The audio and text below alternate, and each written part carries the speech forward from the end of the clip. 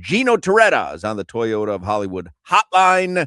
The Heisman Trophy winner joins us on Thursdays, but today is Wednesday because he's traveling tomorrow. But he joins us courtesy of the local 519 Plumbers Union. In football and in life, it's about being on the right team. Join the winning team at local 519 Plumbers Union, a proven path to a strong career. Visit plumbers519.com. All right, let's get right into it with the college football playoffs and the rankings.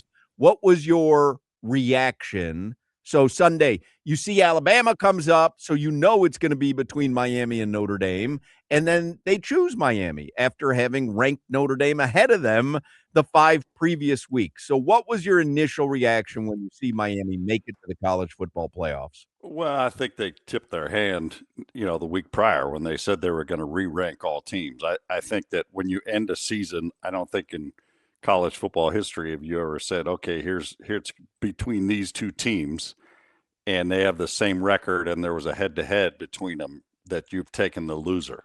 So I think they tipped their hand prior to that. I would probably agree with Coach Saban. I think that, the dominoes, really the ACC and their tiebreaker rules need to be revisited. Yeah. And Miami could have just won their way in. Notre Dame would have been in, and you'd have, a lot more fan bases happy. I think that 10 teams that are in that playoff have a legit chance to win a championship. There's 2 teams that don't, let's be honest. I mean, the group of 5, yeah, they had great seasons in that, but you're just talking about different personnel and different tests, and I would just say that 2 don't have a chance to make it all the way through. And I think that when we expanded the playoffs, weren't we trying to get the 12 best teams? I mean, just get the 12 highest ranked teams, throw them in a playoff. There's a lot of changes. Get rid of the conference championship games, take it to 16, and let it eat at the end of the year.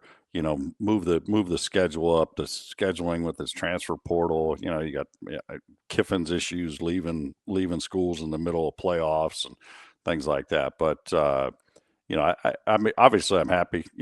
Last year was the same three teams: Bama, Notre Dame, Miami, and this year Notre Dame got left out and Miami didn't. So it is what it is.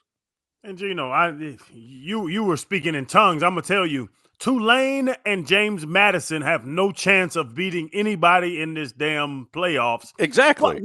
Why do they do that? Why don't they Notre Dame BYU? That should be 11 and 12. But you don't think there could be like those are their rules. Those are their rules. Madness, like when we see George Mason go to the Final Four, like a Cinderella story that happens in March Madness. Can't happen in football. It's not the NFL. It's not the Green Bay Packers making the playoffs as a wild card at 9 and 8. It's not. I don't know. You and I could probably go to a game and say, okay, pick a team. Let's say it's Georgia, James Madison, Georgia, Tulane, and we could just stand at the buses and watch both teams get off, and you'd be like, damn. That one team has no chance. I mean, Notre Dame, Alabama in the BCS championship in the Orange Bowl. I remember when those 2 teams, I was Manti Te'o and all, Notre Dame was like, we deserve to be here. Those teams walked out. Now you're talking 2 Power 5 blue bloods.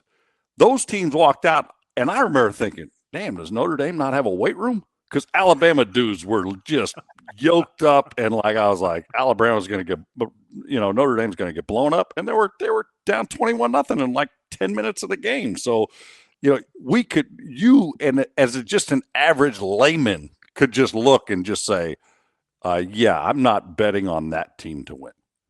But what you're suggesting, in my opinion here, Gino, is that there should just be a college football playoff or a different league or a different whatever you want to call it for whatever. Write them a check. They, you know what I mean? Or just say if you got to have one, have one. Because really, what it got down to it's got to be conference champions because the ACC and their tiebreaker rules, and then Duke pulled out a great game and beat a team with 5 losses. It's just. That's what opened the door for all of this and the whining of Notre Dame and then quitting. We're not gonna go to a bowl game and this. I feel bad for the kids on Notre Dame that they're not going to. There's guys that aren't going to the NFL that are seniors. You only get so many chances to lace them up, and their administration said no, we're not playing. We're not going to play in a bowl game.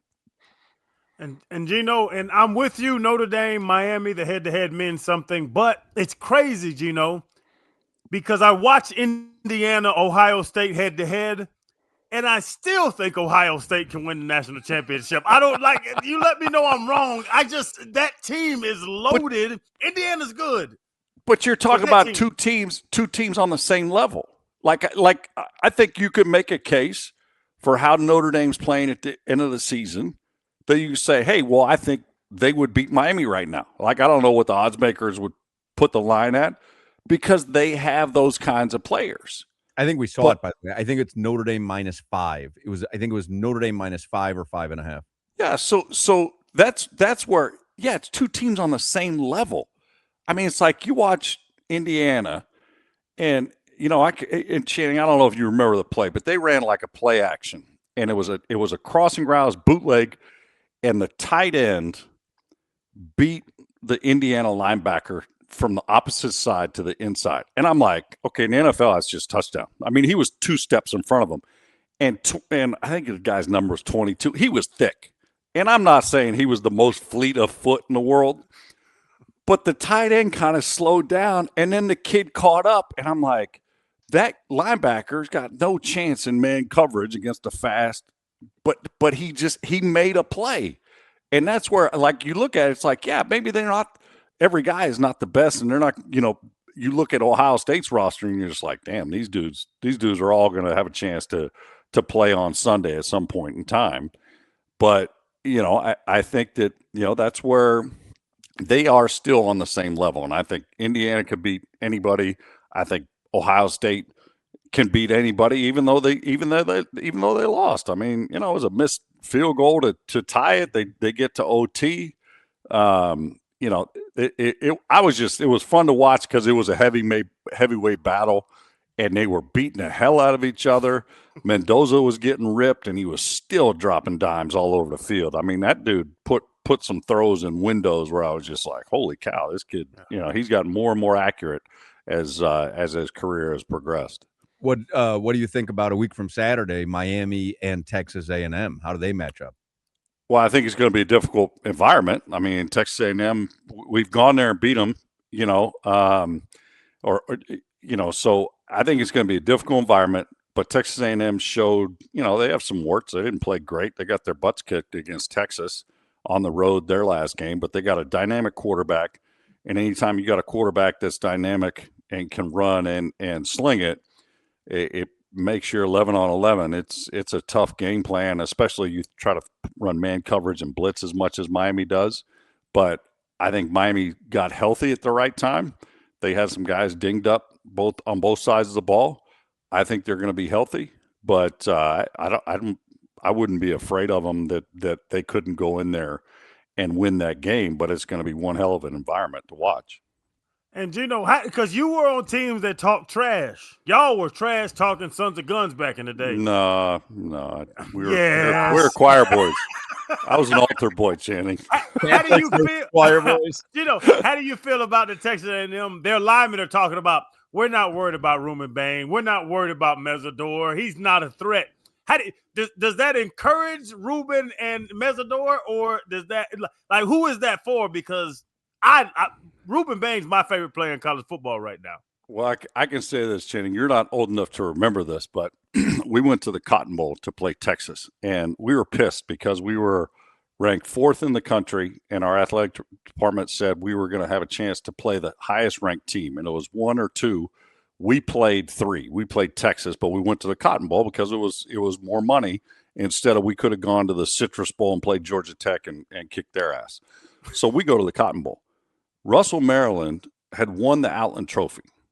Their left tackle, Stan Thomas, said, he basically was like, tell Russell, Maryland to bring the Outland Trophy to the game. I'm going to take it from him. That's essentially what we listened to all week. And it's like, hey, home environment, Cotton Bowl, And it was like the whole team. It wasn't just, it wasn't just Russell. It was the whole team was like, wait a sec, bullcrap. This, you know what? They're talking about one of our guys. So, like, to me, like, that's just, I mean, I would imagine Coach Elko at Texas A&M chewed that kid's ass out because, I mean, dude, you watching the film, you're like going, okay, this kid may be the first pick of the draft, and you're gonna talk smack. I mean, Russell ended up being the first pick of the draft, and they were talking smack about him. So I would say that's good for Miami. I would say this, Channing. You talk about talking crap. I did it one time in a game, and I was a redshirt freshman, and we were playing Michigan State. Craig Erickson broke his hand, and we were beating them. But they had a good team. They had Percy Snows, a first-round linebacker. They had like 3 guys that were legit on their defense. And, man, Percy Snow chased me out of bounds, and he was talking smack. And I was just like, freshman, I go, look at the bleeping scoreboard. And I'm like, and I thought, like, as soon as that left my mouth, I'm like going, dude, this guy's like 265, sitting in the middle. I'm like $180. I'm like, what the hell am I doing? I'm like, that's just the dumbest thing in the world. And I had the rest of the game to play. So I usually left the talking to the teammates after that one. Learned a good lesson, and it wasn't a hard lesson. No, it was quick. I was just like looking back at him. I was like, I probably shouldn't have said that one. Somebody puts on the chat, Jimmy scared, LMAO. Jimmy's reaction when that Hockman and Crowder liner fired off while Gino was talking. Jimmy, you look terrified back there. Are you okay? I'm fine. I was listening, and all of a sudden, boof. Yeah, we all heard it. I mean, whatever. He handled that. Yeah, it fired off, well. and you put it down, and it was great. But you looked. I have never seen a face of panic the way that I saw you react to that, as if we were all going to come in there and beat the hell out of you, like all 4 of us. Like I didn't expect it. I know. I think something just tripped. I didn't see you push a button. So no, I know. I didn't. Everything's good. Do you want to apologize to Gino? Sorry, Gino. Do you accept his apology? I do. I'm glad we can end on a positive note. Gino Torretta, you can hear him every week with us, courtesy of the local 519 Plumbers Union. With all the changes in how America does business, you can count on one thing: the union-trained plumbers of Local 519. Join a winning team today with Local 519 Plumbers Union, a proven path to a strong career. Visit plumbers519.com. Thank you as always, Gino. We'll talk to you again next week, leading up to Miami Texas A&M game. So there you go. See you, Gino.